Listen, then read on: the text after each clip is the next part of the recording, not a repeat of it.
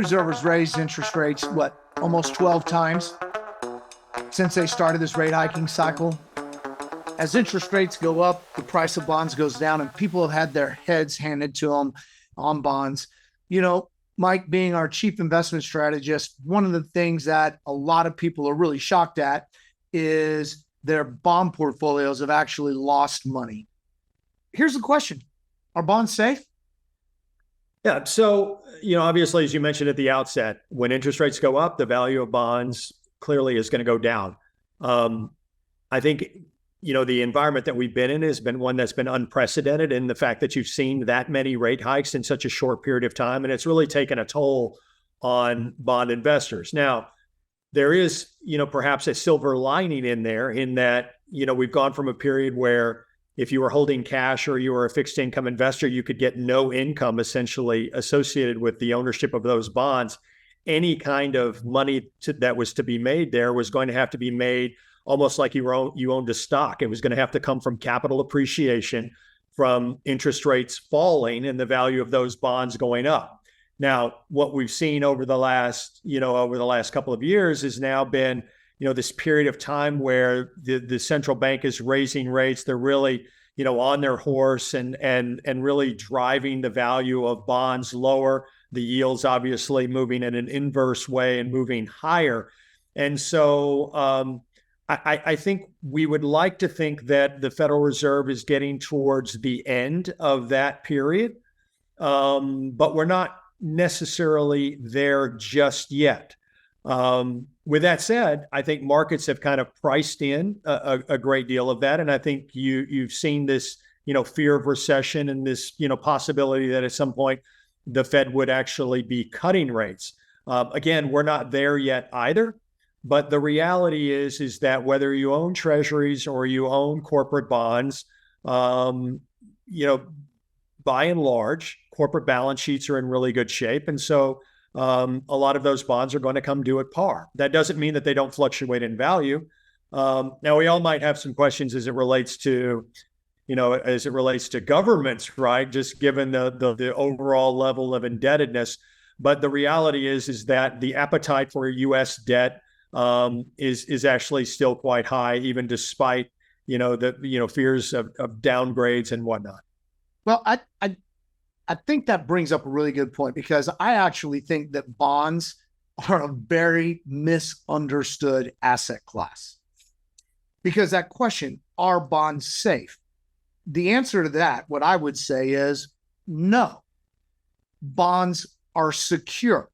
1994, bond investors lost more than stock investors of the Great Depression. That was a period very similar to what we're in now, where interest rates went up. Now, they went up much quicker than what they have right here, but interest rates went up. And as interest rates go up, the price of bonds goes down. And the way that a bond works is that if I put $100,000 into a bond that matures in 5 years and it's paying 5%, in year one, I'm going to get $5,000. In year two, I'm going to get $100,000. I'll get $5,000, $5,000, and then I get my $100,000 back. But depending on where interest rates are at any point between now and the time that it matures, it could be worth more or it could be worth less. So in my mind, bonds are secure, not necessarily safe. So there's that. Then we have different types of bonds, which adds to the level of complexity, right? You've got government bonds, which are backed by the full faith and credit of the federal government. You have corporate bonds that are backed by the balance sheets of corporations. You have municipal bonds, which offer tax-free income, which are backed by the full faith and credit and taxing ability of the municipalities. Okay? And you have different types of all of those. Some of them can be high yield, meaning that they're higher risk. You have high investment grade, which means that the risk is not as great. But people have lost a lot of money in bonds. Does it make sense on paper if they've held those bonds? Does it make sense to have bonds in the portfolio? We have clients that are actually asking that question. Should I have a lot of bonds? Yeah, I think the short answer is that in a balanced portfolio, you want to own some fixed income securities in them. The value of if you think about the way a bond really works, it's really designed, it's a debt instrument, and it's designed to generate income.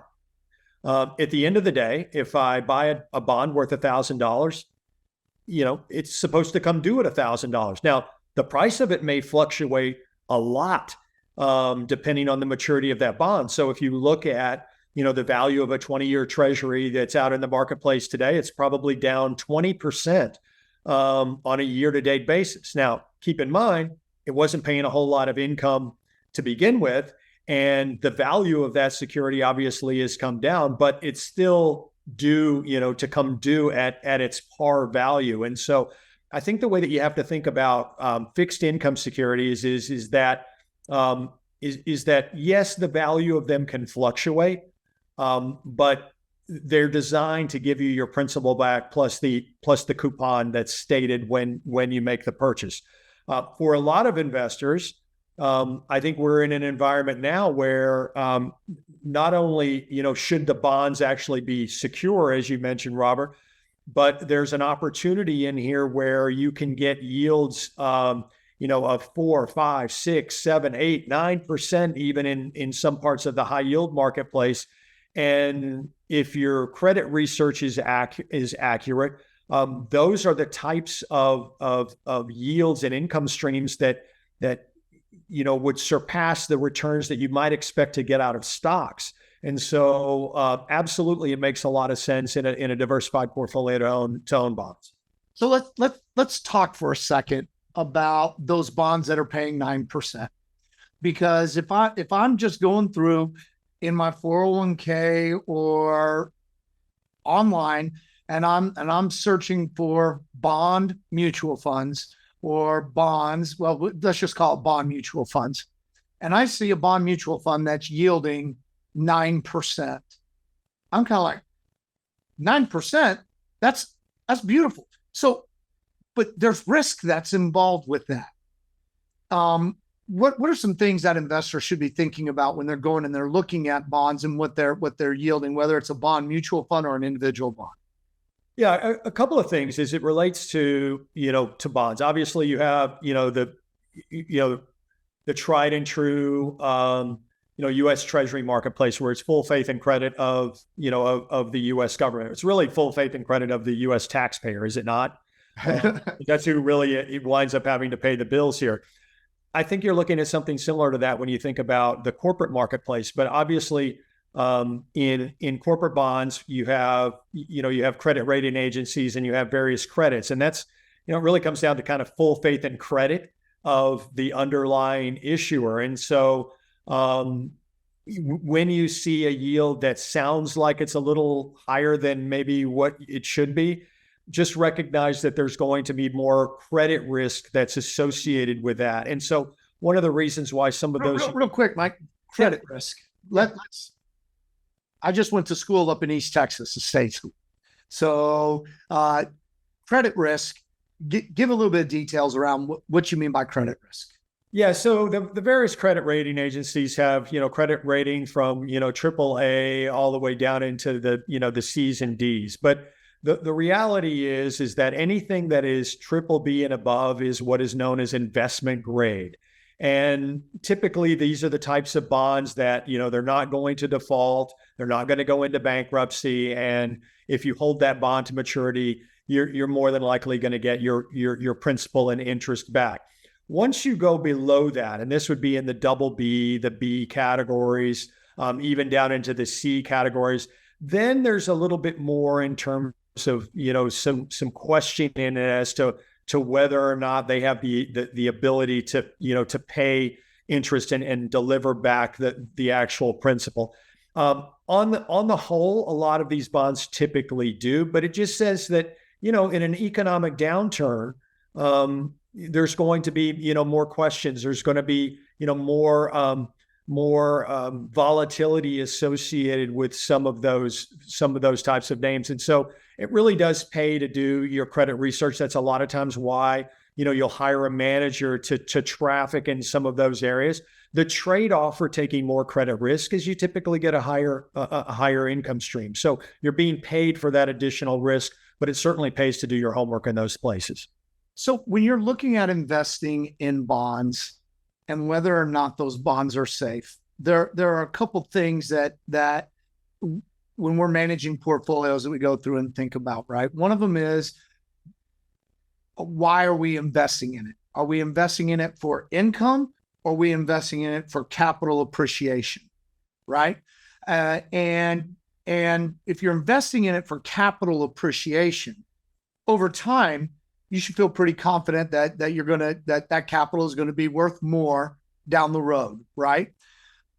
But that all is dependent on two things. That's that credit rating. So if it's a corporation, their balance sheet improves and they get rated higher by the rating agencies.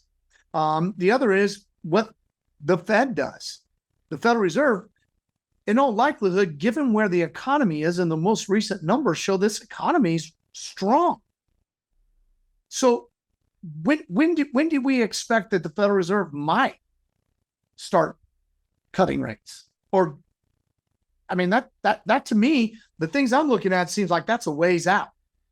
Yeah. So if you think about the dynamics of a bond, there's really two ways that you make money off of that. One is the coupon that you're earning. In other words, how much interest is this paying? The second is whether or not, obviously, the price of the underlying bond goes up in value. And typically for that to happen, interest rates have to be dropping. Now, we've been in an environment for 30 years where interest rates have been actually dropping during that period of time. So making capital appreciation in a bond really wasn't that difficult to do. That is not the environment we're in now. In the environment we're in right now is what we would call that kind of higher for longer. So it may be a little while before you can actually earn capital appreciation, but just keep in mind that coupons are also higher now as well, or the interest rate that you can actually get in bonds is a lot higher now. So when would that likely occur? Well, I think we would probably have to see, obviously, a lot of recessionary type data start to come to the forefront. I think inflation is still running well above the central bank's target. And that could be an environment that we're in for quite some time. Now, that said, if we're in an environment where interest rates remain high, but the Federal Reserve is not raising rates anymore, then the environment you're in is you're in an environment where the principal, if you will, stays relatively stable and you're just earning your coupon. And that's not necessarily a bad environment. That's an environment that really bodes well for bonds, because you've got stability of underlying principal while you're generating an income stream waiting for either the bond to come due or waiting for interest rates to drop. You know, we've like, just like what you said, we have gone through this period, I'll call it since the beginning of this century, where for all intents and purposes, rates have been dropping, right? And the first time that I can remember us ever going to a 0% interest rate was after 9/11. Went to a 0%, and then it gradually moved back up. Went in 07, it was 5 or 6%, 4 to 6%, somewhere around in there. And then 08 happened, and the Great Recession happened, and it came back down to 0. And then started to edge up, and then we had COVID hit, and it went back down to, for all intents and purposes, 0. And we kind of have this paradigm shift where people were used to making money in stocks and getting dividend yields that were higher than the income that they were receiving off of bonds. Now it's the opposite. You're getting 5%, 6%, 7% in quality. And, you know, bonds probably are a good place, and having that as a safety net is inside of there. Can you talk a little bit about volatility of bonds and kind of as you're looking forward, call it the next 18 months or so, do you think bonds are going to be more volatile than stocks, less volatile than stocks? Do you think we're going to kind of maintain the status quo? It's a great question. I think what I would expect is for the time being, I would expect volatility within a range. And so if you can think about any of the data reports that come out that are economically sensitive, if you will, so whether it's GDP or it's a jobs report or it's consumer prices or any of these types of any of these times when data come out, I think you can expect some volatility in the bond market, because I think what traders, if you will, or investors are doing is they're trying to gauge what the Fed's next move is. And I think until we get in an environment where the data suggests that things are softening, so it might be a rise in unemployment, it might be a decline in home prices, it might be it might be because of a correction in other markets. But I think that's really what people are kind of waiting for. So I would expect some volatility within a range. I think there's a lot of folks out there that think rates, need to go a little bit higher. There's also, the other side of that coin that, we have people like, look, rates have gone up really, really quickly, and it's going to take a little while for the economy to digest these higher rates and for some of that excess liquidity in the marketplace to work its way out. But inevitably, maybe the Fed is closer to being done than they are to beginning. One of the things I would just add to that, Robert, is that, we're coming out of an environment where when interest rates were zero, people couldn't wait to own bonds. And when they're at 5%, no one wants to own bonds. And so it seems to work that way with investments. When they're on sale, it seems like nobody wants to own them. And so, I would caution investors against that. And just, again, this idea of sticking to the plan, like we always talk about, and maintaining some balance in portfolios makes a lot of sense. So let's wrap up where we started. I'm going to put you on the spot. Are bonds safe? I'm going to go back to what you said. I think, are bonds safe? The answer is perhaps not. Are they secure? Generally speaking, I think the answer is yes. Even now? Yes. See, I think that there's some tried and true things, and I think some things that investors can go and do, that they can evaluate what their bond portfolio looks like. Are they mainly invested in longer term bonds, or are they mainly invested in shorter term bonds? There are some income potential. And I think it makes sense to have a conversation with your financial advisor and review where bonds and fixed income fit in your overall portfolio, because we all know that a truly diversified portfolio, there's always going to be something that's not working and things that you hate. There are going to be things you love. There are also things you hate. It kind of seems that over the last 18 months, and maybe as we look forward, bonds are going to be that piece that you hate, but that doesn't mean that you get out of them. There are opportunities inside there. And with that, I'd like to say thank you very much for listening to this week's podcast. We will be back here next Monday, just like how we always are. Thanks, and I hope you all have a great week. We'll see you next time. Thanks.